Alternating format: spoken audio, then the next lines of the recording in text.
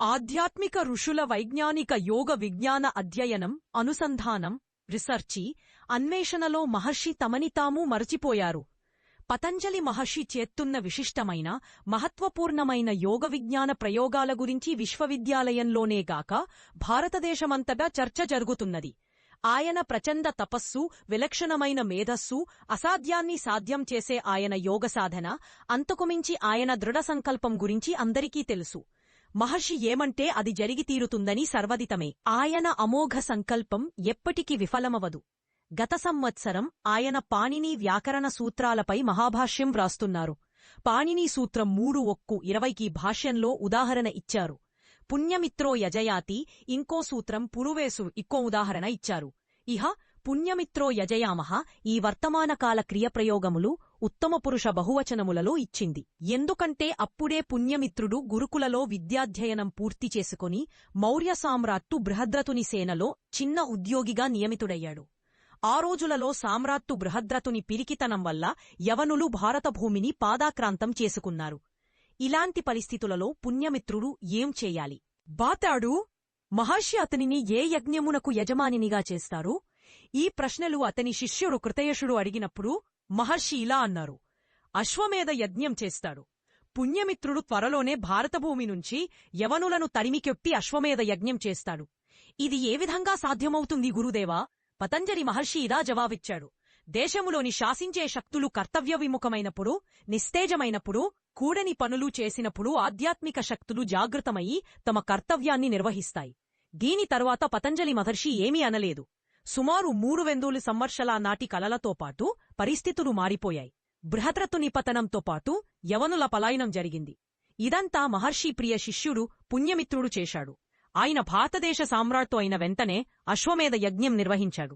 ఈ యజ్ఞములో పతంజలి మహర్షి ఆచార్యునిగా వ్యవహరించారు. వీరే ఆచార్య అగ్నివేశ్ ద్వారా తమ గురుదేవుల ఆత్రేయ పునరోసు పేరుతో రచించిన ఆత్రేయ సంహితను శోధించి మార్పులు చేసి చరక సంహిత అనే పేరు ఇచ్చారు. వారి శిష్యులు వారిని అడిగారు: గురుదేవా, ఈ గ్రంథమునకు చరక సంహిత అనే పేరు ఎందుకు ఇవ్వబడింది? ఈవారు నవ్వి ఇలా అన్నారు: ఈ పేరులో వేదములలో మహర్షుల జ్ఞానోపదేశముల చరైవేతి శబ్దస్పందనలు ఉన్నాయి. అది గతిశీలమై ఉంటే, సవ్యంగా పనిచేస్తే వాడికి రోగములు రావు, జ్ఞానవంతుడవుతాడు, సమృద్ధి లభిస్తుంది. పతంజలి మహర్షి తమ జీవనంలోని అధిక కాలం యోగ విజ్ఞాన పరిశోధనలో మునిగి ఉన్నారు. ఈ కార్యక్రమంలో పాలుపంచుకున్న గవిష్ఠరుడు, విశ్వకాముడు, కృతయశో, పౌలోమి వీరందరూ మహర్షి శిష్యులే. వీరిలో గవిష్ఠరుడు, విశ్వకాముడు గురుకులాన్ని స్థాపించినప్పటి నుండి మహర్షితో పాటు ఉన్నారు. కృతయశో, పౌలోమి రాజకన్యలు. వీరివురు విశ్వవిద్యాలయంలో శిక్షణ పూర్తి చేసుకున్న తరువాత స్నాతకోత్సవ సమయంలో తమ సంపూర్ణ జీవితాన్ని యోగసాధనకు సమర్పించాలని సంకల్పం తీసుకున్నారు. మహర్షి కంటే శ్రేష్టమైన మార్గదర్శకులు వారికి ఎక్కడ లభిస్తారు? ఈ శిష్యుగణముతో పాటు మహర్షి విశ్వవిద్యాలయ కేంద్రంలో కులపతి కుటీరంలో తమ అన్వేషణ కార్యంలో నిమగ్నులయ్యారు. విశాలమైన స్థలములో నిర్మించిన ఈ ఆశ్రమంలో అనేక ప్రయోగశాలలు, గ్రంథాలయాలు ఉన్నాయి. వ్యాకరణ శాస్త్రం, ధ్వనిశాస్త్రముల విశేష జ్ఞానంతో పాటు మహర్షి శరీరశాస్త్రములో, చికిత్సాశాస్త్రంలో వైద్యం ప్రావీణ్యత గలవారు. దైనందిన వ్యవహారాలలోనూ ఆలోచన సూక్ష్మత్వంపై ఇంత బాగా నేర్పు ఉన్నవారు ఎవరున్నారు? వీరి ఈ విశేష వీరి అధ్యయనం వారి రీసెర్చ్ పనులలో ఉపయోగించేవి. ఋగ్వేద కాలం నుంచి బుద్ధ భగవానుని, తీర్థంకరుల యోగ సంబంధమైన కార్యముల సూక్ష్మతల గురించి తెలుసు. వీటిని గురించి తెలుసుకోవడమేగాక వారు తమ శిష్యులతో జటిలమైన, కఠినమైన ప్రయోగాలు నిర్వహించేవారు. శరీరారోగ్యంపై, ప్రాణ ప్రక్రియలపై, మనస్సు యొక్క సూక్ష్మ సంవేదనలపై, సంస్కారములపై ప్రయోగాలు చేశారు.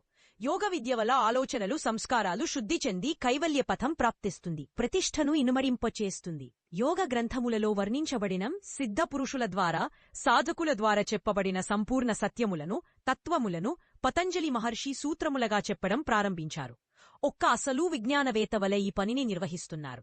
ఈ పనిలో మనుష్యుల విశ్వాసాలకు స్థానం లేదు.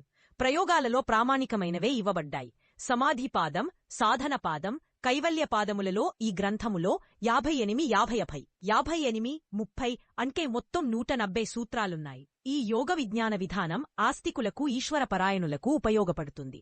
నాస్తికులకు, నిరాశావాదులకు కూడా ప్రయోజనకారి. ఈ సూత్రములను జాతి, వర్గ, క్షేత్ర, స్త్రీ పురుష వ్యత్యాసం లేకుండా అందరికీ అన్వయించుకోవచ్చు. పతంజలి మహర్షి యొక్క ఈ గ్రంథం పూర్తి అయింది. సంధ్యాసమయం కులపతి కుటీరంలో పచార్లు చేస్తున్నారు. అస్తమిస్తున్న సూర్యుని కిరణములు వికసించి ఉన్న కమలములకు వీడ్కోలు చెప్తున్నాయి. ఉద్యానవనంలో ఉన్న అందమైన పుష్పములు తమ సుగంధాన్ని వెదజల్లుతున్నాయి. మహర్షి మౌనంగా అటూ ఇటూ తిరుగుతున్నారు. ఆయన ముఖంలో అంతులేని సంతోషం కనిపిస్తుంది. కుటీరం యొక్క ద్వారం నుండి ఆయన శిష్యులు సహయోగులు ఆయనకు ప్రణామం చేశారు. ఆయన ఆశీర్వాద ముద్రలో చెయ్యి ఎత్తారు.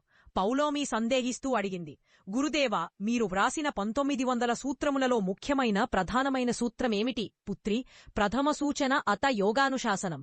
యోగ విజ్ఞానం యొక్క వైజ్ఞానిక ప్రయోగముల అనుశాసనమును స్వీకరించాలి. దీనిలో 8 ప్రయోగాలు ముఖ్యమైనవి. దీనిలో అష్టాంగములు ఉన్నాయి. 1 వ్యావహారిక పరిష్కారములకు యమములు. దీనిలో సదాచార సూత్రములున్నాయి. 2 ఆలోచనలో మార్పు కొరకు నియమాలు. 3 శరీరం రోగరహితంగా దృఢుగా ఉండటానికి ఆసనములు. 4 ప్రాణ పరిమార్జన పెంపుదల కొరకు ప్రాణాయామం. 5 చింతనతో పాటు ప్రాణప్రవాహమును అంతర్లీనం చెయ్యడానికి ప్రత్యాహారం. తత్వములను సత్యమును ధారణ చేసే శక్తిని ప్రాప్తించుకుని దందుకు ధారణ. సత్యమును ఉండడం ప్రతిష్ఠించకువు. సమాధిమును తన స్వరూపంలో ప్రతిష్ఠించకువలకి. మేమందరం ఈ సాన్నిధ్యములో ఉండి ధన్యులమయ్యాము. శిష్యులువందరూ ఒకే స్వరూపంలో అలా అనేసరికి మహర్షి ఇలా అన్నారు, నా పిల్లల్లారా, మీరందించిన ప్రేమ సహయోగమునకు కృతజ్ఞుడును. అప్పుడు వారందరూ మహర్షిని ఆశ్చర్యపరుస్తూ ఇలా అన్నాడు, యోపాకరోతం ప్రవరం మునీనాం పతంజలిం ప్రాంజలిరానతోస్మి. పతంజలి మహాభాష్య చరక ప్రతి సంస్కృతై మనోవాక్యాయ దోషానం హంతైహిపతయే నమః. యోగముతో చిత్తంలోని మాలిన్యములను దూరం చేసే విజ్ఞానం అందించిన వారికి, మునీశ్రేష్ఠుడు పతంజలికు మేమందరం చేతులు జోడించి నమస్కరిస్తున్నాము. పతంజలి సూత్రములు, మహాభాష్యము, చరక సంహితను శోధించి మనస్సులోని వాటిలోని శరీరములోని దోషముల నివారణ పద్ధతిని అందించారో ఆ శేషావతార మహర్షి పతంజలికి నమస్కరిస్తున్నాము. ఈ పంక్తులు విని మహర్షి చెప్పారే, ఇప్పుడు తంత్రం యొక్క వైజ్ఞానిక రహస్యములను ఉద్ఘాటించాలి.